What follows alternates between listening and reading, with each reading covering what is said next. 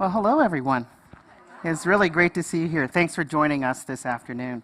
I'm Sandy Clark, by the way. I'm the CEO of StoryCorps. I've been there a little over a year. And after this presentation, I think you'll understand why I went to StoryCorps and where it's the perfect place for me. I was thinking yesterday when we saw the big share, the 10 big ideas, right, and the what ifs. And I started to think back on StoryCorps, like, what was the what if for StoryCorps 20 years ago, right? When Dave, decided he was going to start StoryCorps. And so here's a little bit of, I think, how it went. Was, Dave said, I want to start this thing where we can, help create a more just and compassionate world. And the concept is going to be simple, right? We're going to talk to my friends, my leap of faith friends, your ride or die friends who believe in everything you do.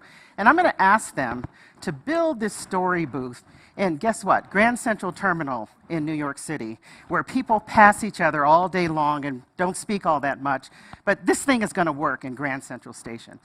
And the idea would be to, we're going to set up a chair, 2 chairs in a room. We're going to have a table, a microphone, and we're going to train a facilitator who's really not there to talk to the people who come into the booth, but who's really there to just bear witness to the conversation that they're going to have, right? Who's going to be there to make sure that that stays a sacred space where people comfortably can share their ideas and safely share their ideas.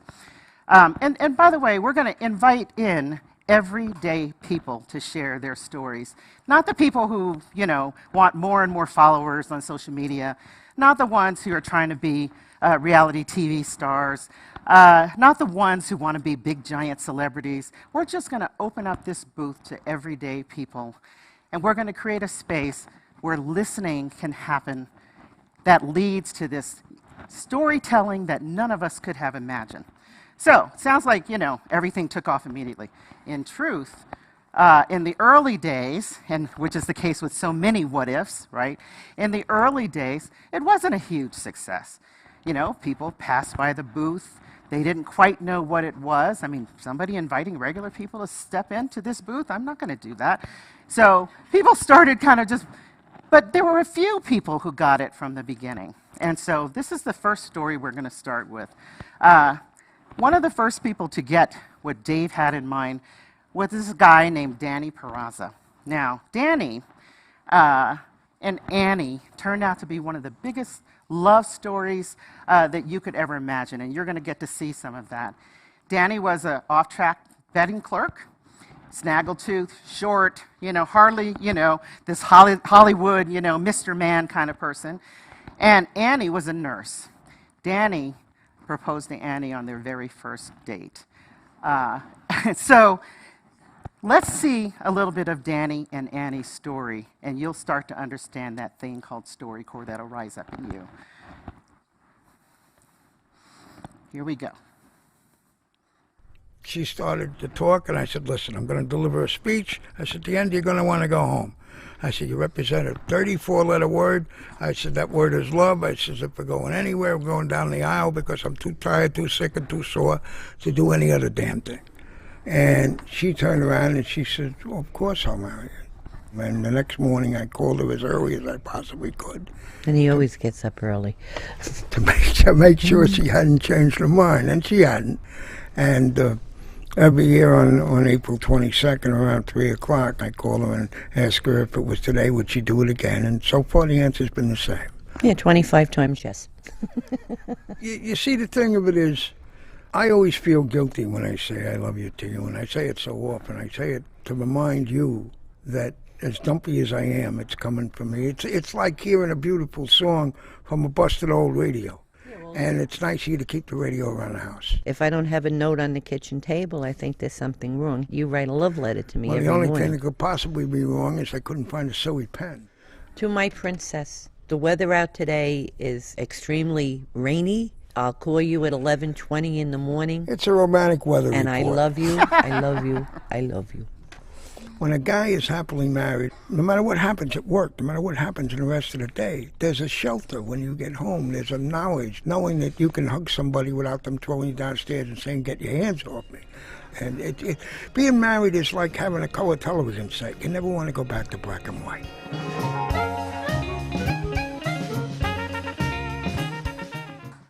Yeah. She started to talk, and I said, "Listen, I'm going to deliver a..."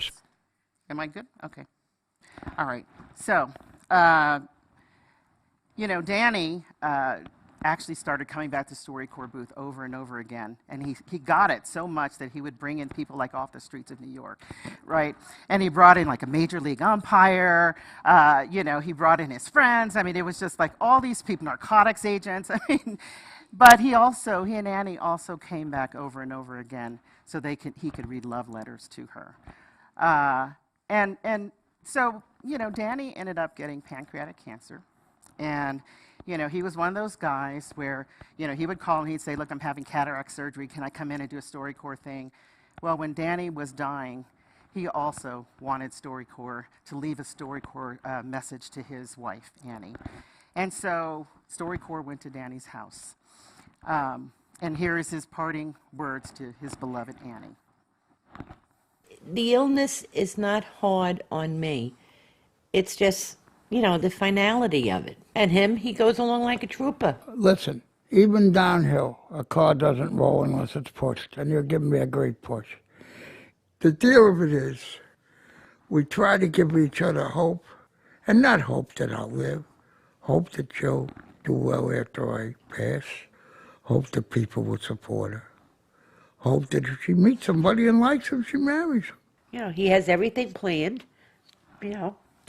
I'm working on it. She said it was her call. She wants to walk out behind the casket alone. I guess that's the way to do it, because when we were married, you know how your brother takes you down, your father takes you down? She said, "Well, I don't know which of my brothers to walk in with. I don't want to offend anybody." I said, "I got a solution." I said, "You walk in with me, you walk out with me." And the other day, I said, "Who's going to walk down the aisle with you behind the casket? To support her." And she said, "Nobody. I walked in with you alone. I'm walking out with you alone." Mm-hmm. There's a thing in life where you have to come to terms with dying. Well, I haven't come to terms with dying yet. I want to come to terms with being sure that you understand that my love for you up to this point was as much as it could be, and it'll be as much as it could be for eternity. I always said the only thing I have to give you is a poor gift, and it's myself. And I always gave it. And if there's a way to come back and give it, I'll do that too. Do you have the Valentine's Day letter there? Yeah. My dearest wife, this is a very special day. It is a day on which we share our love, which still grows after all these years. Now that love is being used by us to sustain us through these hard times. All my love, all my days, and more. Happy Valentine's Day. I could write on and on about her. She lights up the room in the morning when she tells me to put both hands on her shoulders so she can support me. She lights up my life when she says to me at night, "Wouldn't you like a little ice cream? Or would you please drink more water?" I mean, those aren't very romantic things to say, but they stir my heart. In my mind, in my heart, there has never been, there is not now, and never will be another Annie.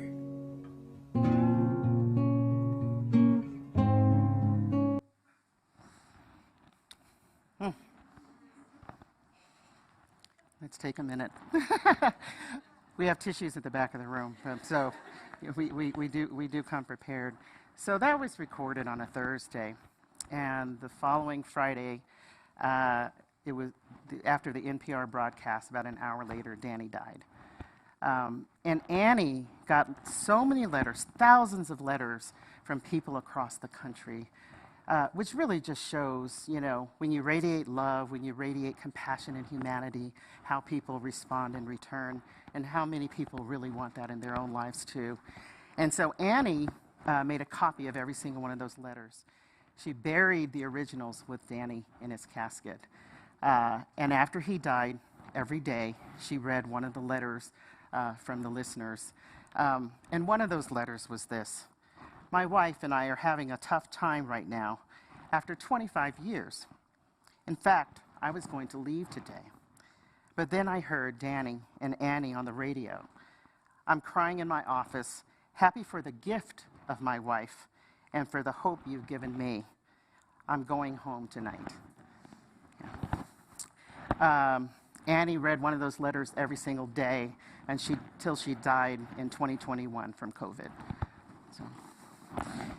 So, sad, happy. I mean, we should all be lucky if we can have the depth of love in our life in some kind of way that Danny and Annie shared.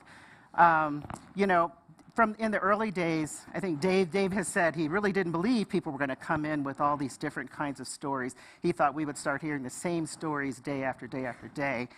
But what Annie and Danny really represented in the early days and really showed StoryCorps was, this grace, this eloquence, this poetry from everyday people that's hiding in plain sight, right? That's in this room right now, and is still there to be shared. And so finally, StoryCorps caught on, and I just put this up as an example of, in the last 20 years, StoryCorps has never stopped going across the country and capturing stories. We never tell people what to talk about when they come into the booth. I mean, think about it. The 600,000 people who have participated in StoryCorps interviews in the last 20 years, and they come into the booth telling us what's important to them, bringing into the booth the person that they want to honor. And if you listen to Danny and Annie, what you found was, as profound as the story was, it was also about listening, that quietude of Danny being able to say the words that mattered most to him, and of Annie being able to soak all of that in. So this is just our tour for this year, but StoryCorps is still on the move, capturing stories from people who are often unseen, unheard, and rarely asked. And this is just an example of some of the kinds of stories that we have captured through the years. And you can see there's every combination of person. We have the most diverse collection of stories from everyday people anywhere. And most of these stories are archived at the Library of Congress so that generations from now, their family members can hear their stories in their own voices. So, StoryCorps.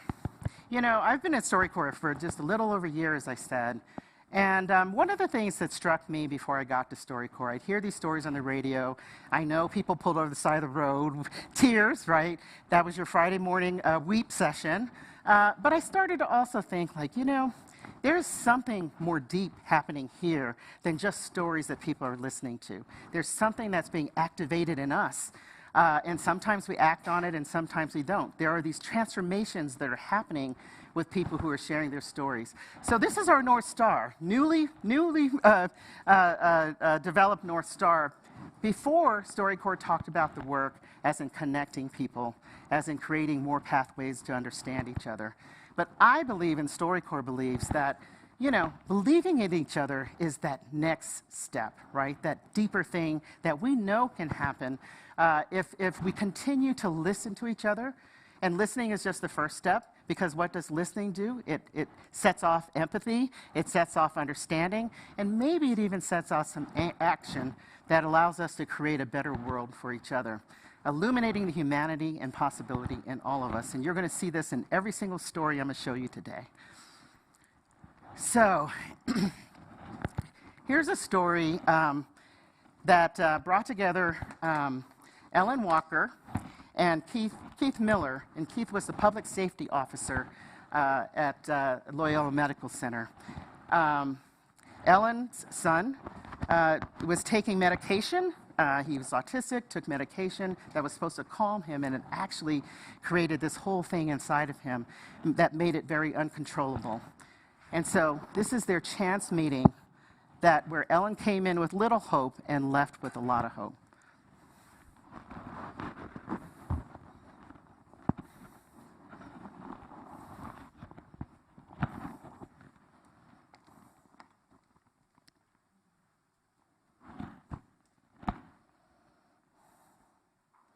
We're driving at rush hour, and my sweet guy is screaming and grabbing me, and we're just scared to death. This is not the guy I know at all.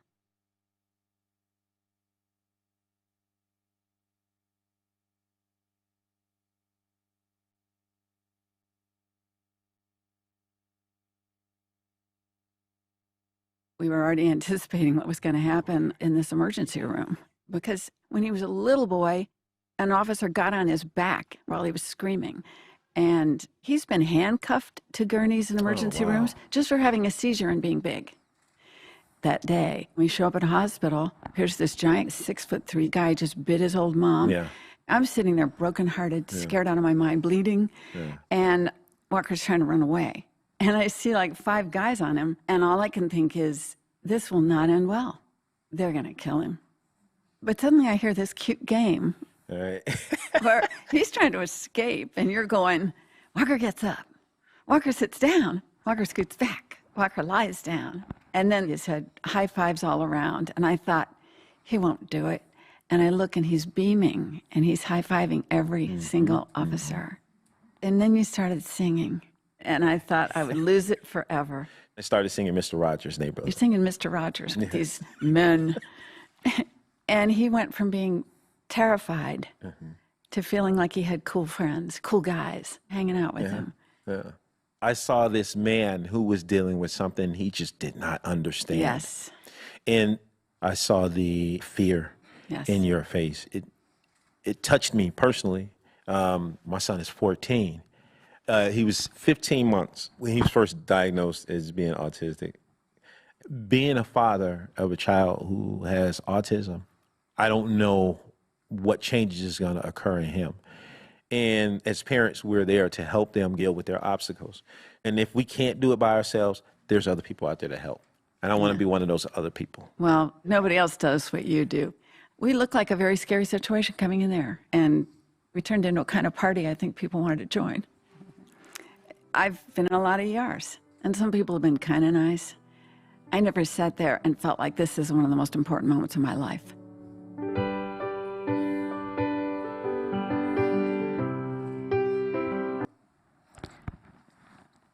Isn't it interesting to see how so rarely we get to see what the ties that bind us? And if we look at this, we also realize that, listening is a choice. And listening isn't just what you see, what you hear with your ears, but also what you see with your eyes. That's a really special day and a special moment for her that left her with a lot of hope. So I want to do some interactivity here because, listen, this isn't all just about presentation. I mean, I want us to feel things. I want us to share a little bit and just have a little bit of an inkling what it's like to be in a StoryCorps booth. And the key to this is that you share and your partner listens, and then you switch spaces here. So here's a couple of questions, right? So this is reflect, share, and listen.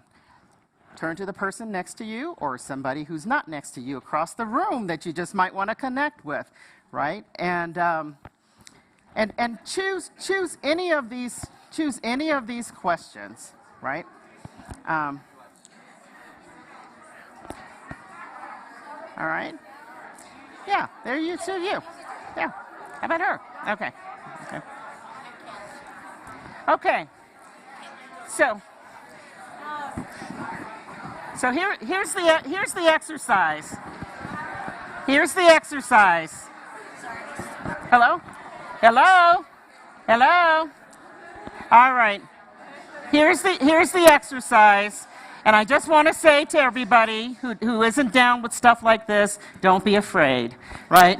Because you don't even know the world you're about to open up. So you don't have to be perfect. Your answers don't have to be anything but what you want to share. Just choose a question. Pick a pair. Each of you spend a minute and a half, right? So the first person just answers one of these questions, and then you switch, okay? So take your pick. All right, go at it.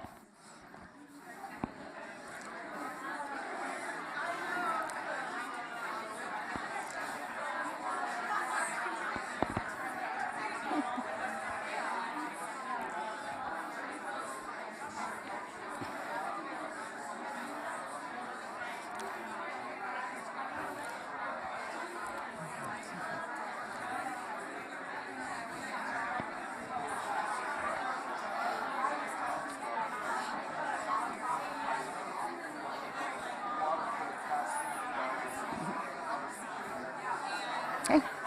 Hi.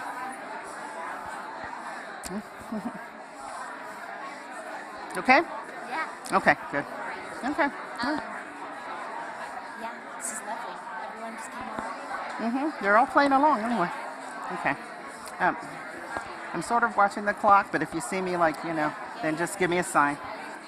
Yeah.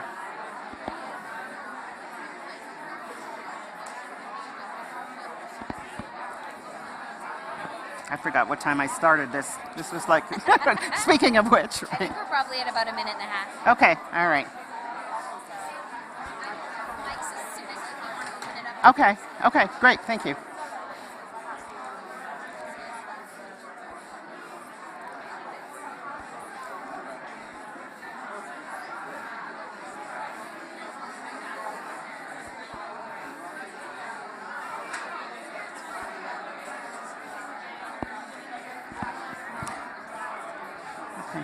If you haven't switched, switch. Okay, okay.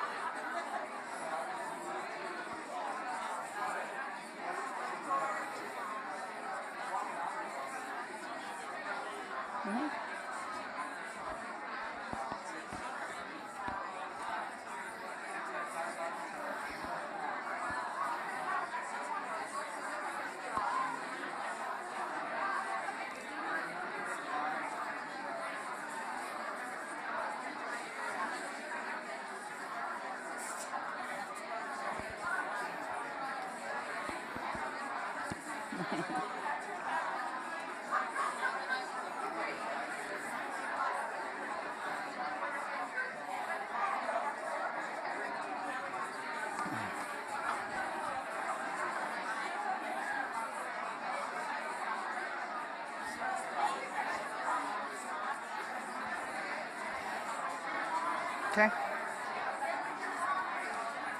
Okay. Okay. All right, everybody.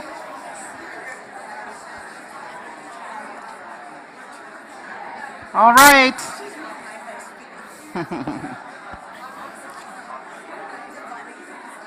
I'm excited. I'm excited by the conversation in the room. So in fairness to all of you, most StoryCorps conversations are 40 minutes. So I mean, this is just a little snippet of it. Who wants to share? You can either share your story or something from your partner. But who wants to share something? I'm not going to do the don't make me call on you thing. But it would be nice if somebody wanted to share something. Safe space, beautiful room. Yes, go ahead. Tell us your name. Okay. Oh, there's a microphone. Okay. My name's Elisa. Thank you for all being here and allowing me to share this story. But there's a stranger out there who I think about every day, who I wake up and lead life inspired by. When I was 2.5 years old, my mom, my dad, and myself got into an accident that left my dad in a coma for 3 months. And I was okay because I was in a car seat, but my dad was actually locked in the car. So someone came and out of nowhere after the firefighters weren't able to get him out of the car and ripped off the door. And as EMS was tending to him, there was one EMS personnel that was tending to me, and I didn't have any, like I said, I had like a scratch on my lip, but there was one particular person, and I remember exactly what she looked like, and I was 2.5 years old, and who would think that a 2.5-year-old at the time could remember what someone looks like? But as they were putting my mom in the back of the ambulance, and I remember thinking that she was a mummy. Like, I just remember like seeing her wrapped in the white sheets. But this particular person, I don't know her name. I've never met her. She handed me, she's black curly hair, round face, really funny. She handed me an elephant. I don't know where the elephant is today, but I just remember her bringing me joy in a time when I was scared the most. And at 2.5, it's, like I said, who remembers things that early? I remember seeing flames in the car on fire, but I remember seeing her face, and I remember how inspired I was by her. And she, like I said, I don't know her name, I don't know where she is nowadays, but I wake up every day thinking, if I can help a patient, that's great, but if I can help a patient's family member, that's even more fulfilling. Thank you. Thank you for sharing that. Thank you for sharing that. And if there's not a story that tells us that, what we experience doesn't have to stay just with us, that's it. So thank you. Thank you. Anyone else want to share? One more? Kind of hard to follow that. Kind of really hard to follow that. Anyone else? Oh, okay. Okay. Hi, everyone. I'm Geneva Wicki, and I actually work for the Aspen Institute. And mine was about an ordinary person who is extraordinary, and it's my cousin. Her name is Amy Bowers Cordalis. And she was so we're members of the Yurok tribe in Northern California. It's California's largest tribe. And she was my fishing partner always. And that's how we paid for college, is we would commercial salmon fish with a gill net on the Klamath River. And I went back to grad school, and she stayed, and she was interning with the fisheries department when we had a massive fish kill on the Klamath River, and over 70,000 fish died. And she was about to be a junior in college, and she decided to dedicate her life to fighting for the river. And so fast forward now, 20 years later, and today, I am emotional because I think I'm riding the wave of everyone's emotions, but there are 4 major dams on the Klamath River, and the first one is coming down today. It'll be wonderful. It'll be the largest dam removal and river restoration project in the history of the world. And if you see my cousin, she is very tiny and very beautiful and has this big smile. And then she goes in, she's our chief legal counsel. She goes in and negotiates with like Pacificorps and federal agents and people with a lot of power. And she's so tiny and so smiley, and then just is cutthroat. And so she's dedicated her entire life to restoring our salmon fishery and our river, and we're going to win, and it's going to happen this year. Yes, thank you. Thank you. Well, thank you for sharing that. What an incredible legacy from an ordinary but extraordinary people, which is what StoryCorps folks are, right?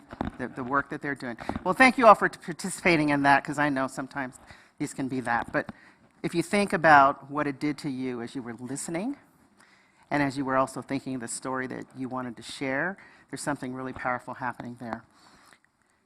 Okay, so I'm going to go a little bit, it's going to be a little hard to watch for some of you, I think. But, my career has been in journalism, local journalism. And one of the things I used to think about a lot was, we can write about people all the time. We can write about issues all the time. And at the same time, there are some stories where no journalist can replicate this, right? This is obviously, a public health crisis. Gun violence is what the leading cause of premature death in the United States. And sadly, the United States owns this issue, right? It's not the same anywhere else in the world like this. And so as you watch this piece, again, think about, where have you ever seen this story?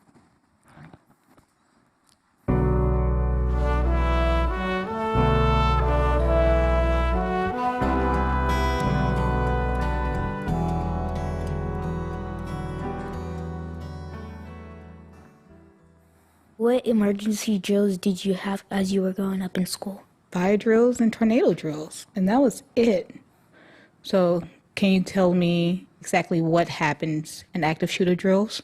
The teacher's supposed to lock the door, turn the lights off, and push this big desk behind the door. And the first time I did an active shooter drill, I saw her having a hard time with this, so I decided to come help her. Because if she doesn't get the desk on the door in time, the intruder can open it. So what do you do next after you push the table? The class is supposed to stand on the back wall, but I decided to stand in front of the class because I want to take the bullet and save my friends. So did your teacher ask you to stand in front of the class? No. My life matters, but it's kind of like there's one person that can come home to a family, or there can be 22 people that come home to a family. Do you know why it's hard for me to accept that? Because I'm such a young age, I shouldn't really be giving my life up. Like, you shouldn't have to worry about that. Right. If there's any a time that I want you to be selfish, it's then. I need you to come home. So, would you still stand in front of your friends, even with me telling you not to? Yes. I get that you would want me to come home, but it's really not a choice that you can make. It's a choice that I have to make. I see now that there's nothing I can say that would change your mind. I just hope that it never comes to that. Talking about this makes me feel sad, but you raised a good person. And this is why I can't have the conversation with you. You keep saying things like that, and I'm speechless. You're 10, and you're that 10-year-old who doesn't clean their room, and there's no handbook for this. This is why the conversation always ends between you and I in dead silence. Because I'm a mother. And I don't know what to say.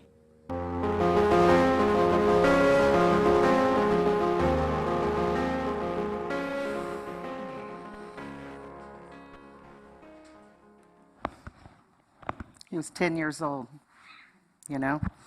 And I've seen this 1,000 times. You know, more than anything, no titles, no CEO title, I'm a mom.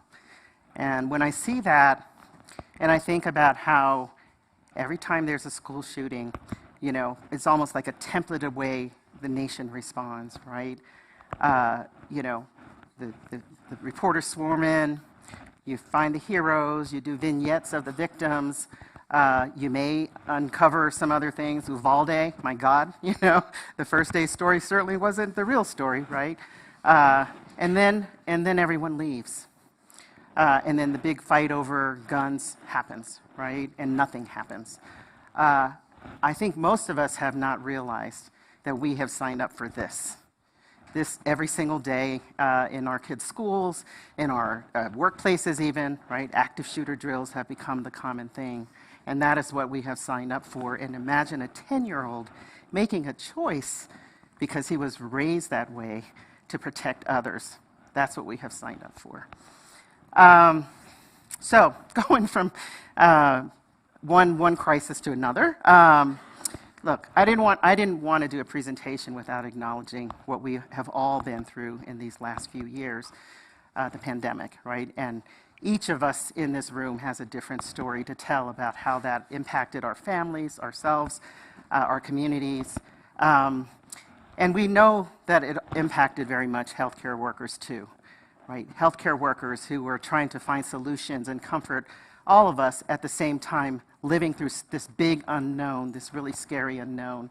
And so this is a piece that came through StoryCorps Connect, which means that it's not in person, but it's through our virtual tools. And this is Roberto Vargas, and this is how he stayed in touch with his family. He was director of microbiology at a hospital in Rochester, New York.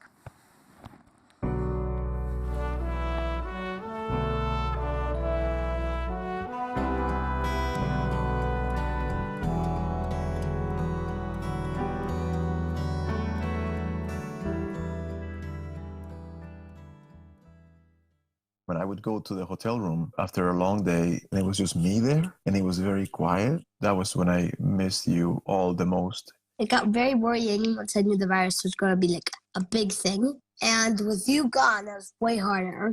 I just missed you. I remember he would drop groceries off and put them on the front porch. And that's when we started talking through the window next to our front door. You would talk on your cell phone, and the kids and I would sit behind the window. And I remember one of the hardest nights, I think you were just exhausted.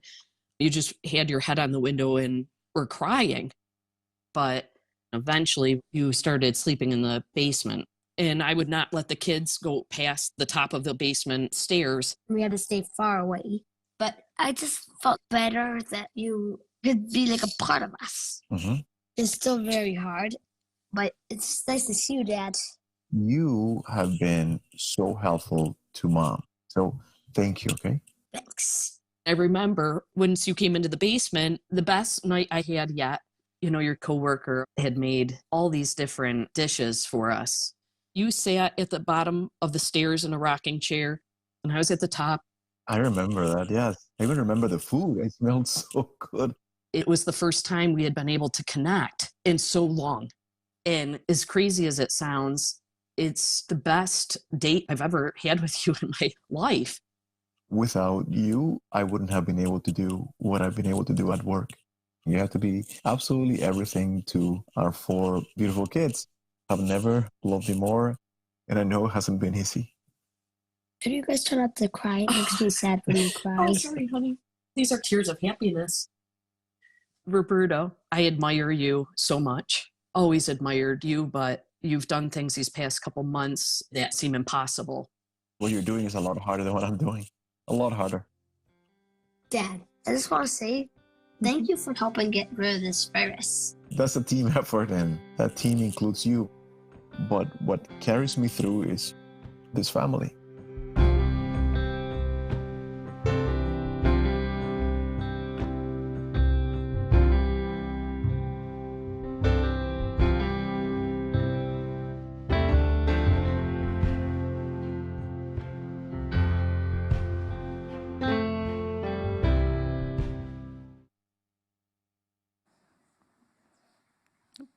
My questions? Okay. It's interesting how fast we kind of seem to be moving on, right? Without really, kind of taking measure of what we've been through. And I think, there's most certainly so much tragedy. There was so many heroics. There were so many people who were not listening, and there was all this kind of, fighting and anti-vax stuff and all this. There was all of that, right? Our kids were out of school. Our jobs were affected. And also out of that came, I think, some new revelations for all of us about our own lives, about who and what matters the most. And that is the thing I think we should reflect on as well as, what do we carry with us out of those last couple of years that were so traumatic for many. Let's take a moment and let's connect again. Connection is so important. Again, pick any of these questions, turn to the same person or somebody different, but let's just take a moment and connect again. Choose a question, take a minute and a half, and then switch, and then we'll share out very briefly.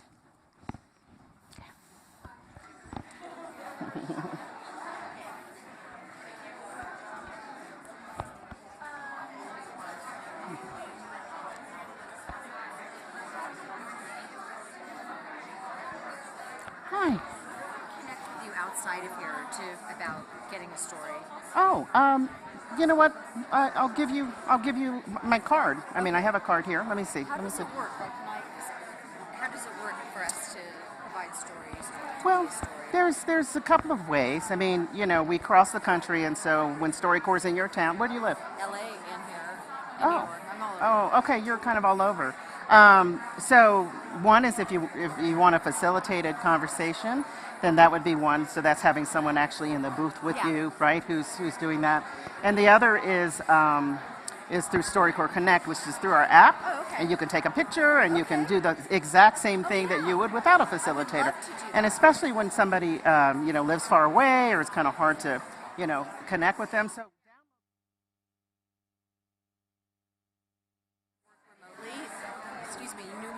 Oh. And so I provide them, an ability to stay working while they're raising their children.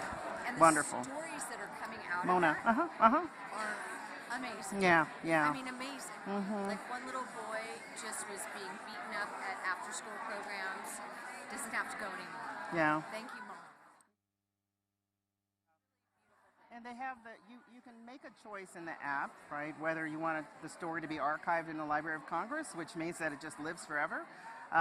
You can put it on lockdown if you don't want. If you want to have you'll get a copy of the interview anyway. But some people just really want to make sure it's shared as part of this big potpourri of stories from a.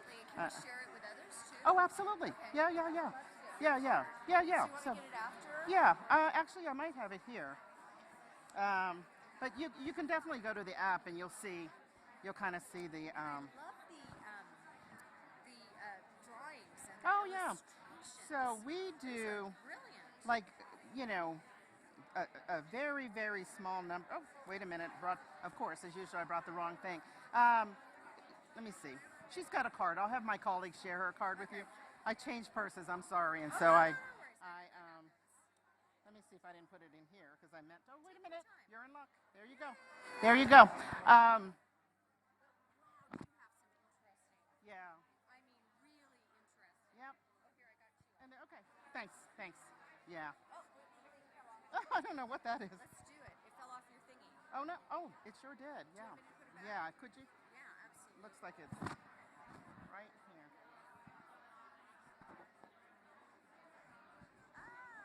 There. Oh, thank you. Thanks for finding. I didn't even notice. Okay. Go ahead and switch. Switch.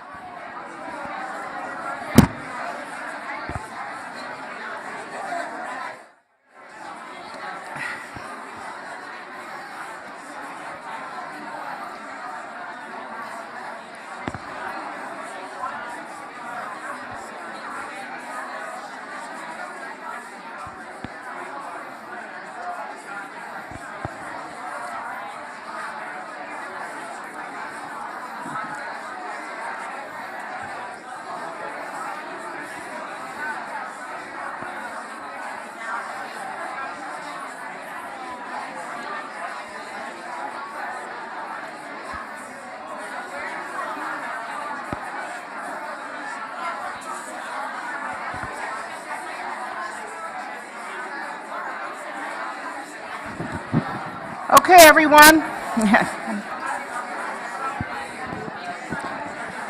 Okay, let's do a little sharing out.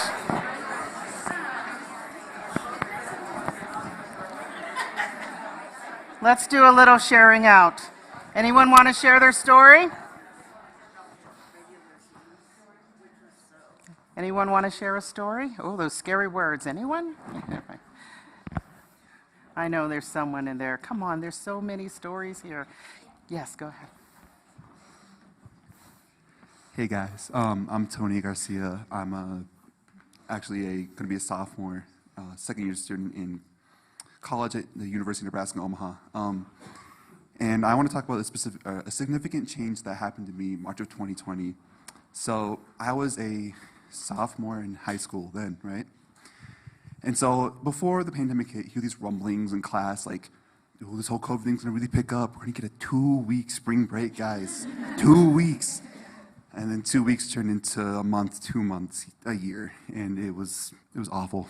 And the big change that happened to me was, you know, the people you meet in high school, a lot of them are just like acquaintances. Like you want to talk to them like on FaceTime or on Zoom and during the pandemic. So then when we came back towards the end of my junior year, a lot of those acquaintances, they just didn't come back. A lot of the faces you used to see in the hallway, they weren't there. And that was hard to think about all the connections that I could have made during that time. That was taken away. So that was a pretty significant change in my life. Yeah. That was a huge change. Thank you. Yeah, thank you for sharing that. It's not anything you would have imagined entering college, is it? Yeah. Well, the hope is connect again. You know, there's more out there. Anyone else? Yes, please.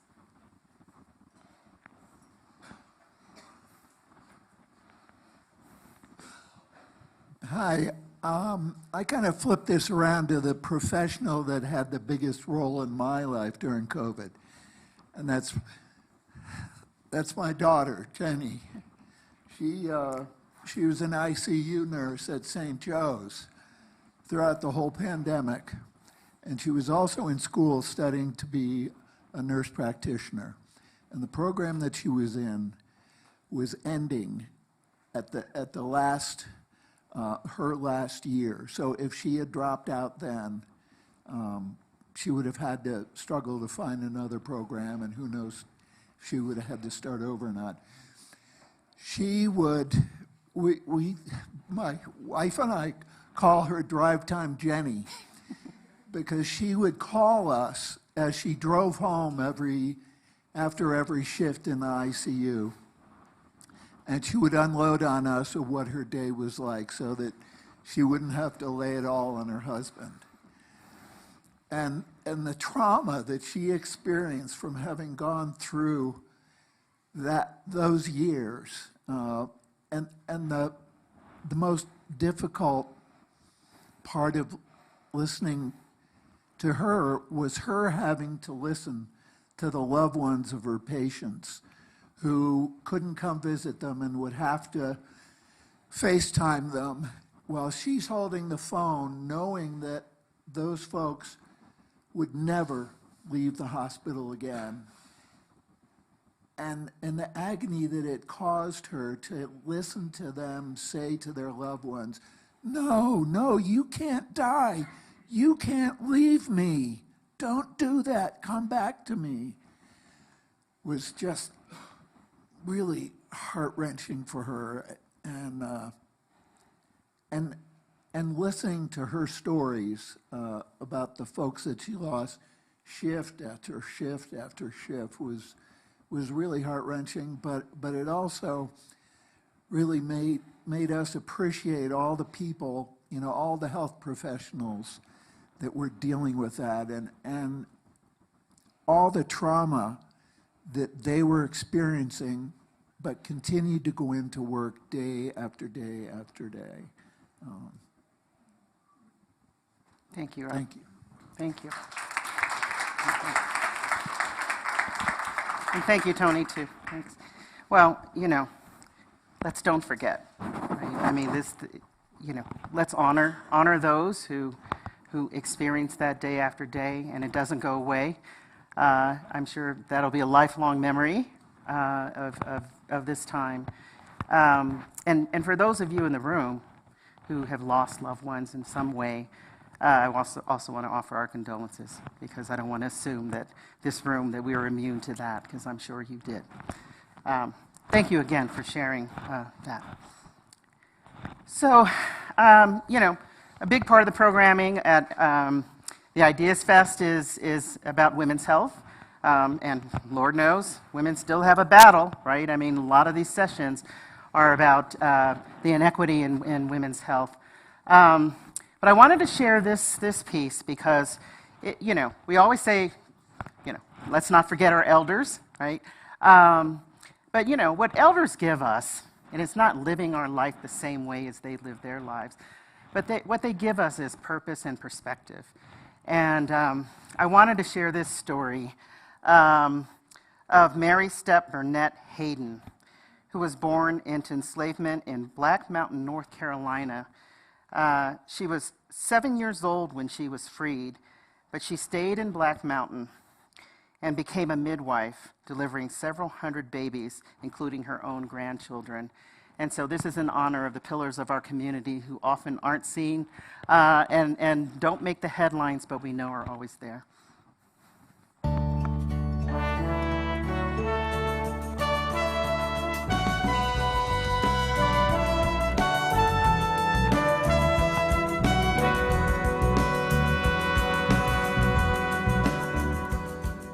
She probably weighed not more than 110 pounds. She was about 4 feet 11 inches tall, and her hair hung well below her waist. She had deep-set eyes and a fierce look, as if she were looking right through you. What was your relationship with her like, Mom? She delivered me. She used to tell me how I startled her and my dad a few minutes after I was born by opening my eyes and turning my head to look around the room. And she said, God, look at that. My grandmother loved to talk, and most of her stories were bad.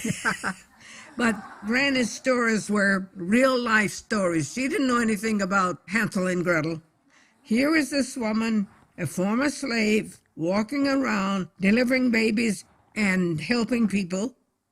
You have to understand that back when Granny started, there were no hospitals for black people to go to, and poor people had no money to pay for professional medical care. So if you had a disease that could not be treated by a midwife, you died at home. Houses could be several miles apart, and bears commonly roved the neighborhoods, but she walked. If somebody needed help, Granny was going. Black and whites alike, it made no difference to her.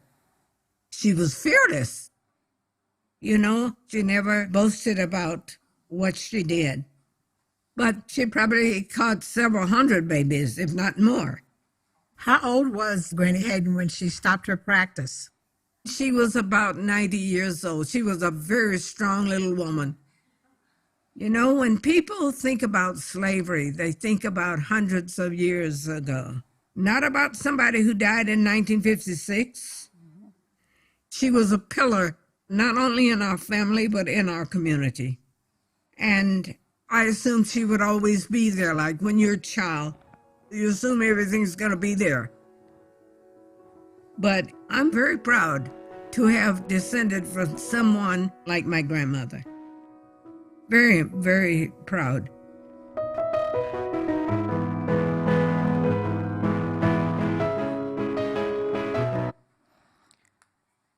So I'm past my time. I want to thank all of you for coming here and experiencing these incredible stories. And I hope we leave this room with some hope.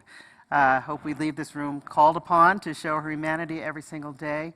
I also want to thank my colleagues, Caitlin Moses-Bowser and Murphy Burney, for being here with me today. So you can do your own StoryCorps story. Download the StoryCorps app. If there's somebody that you want to do a story with, please do it today. Thank you.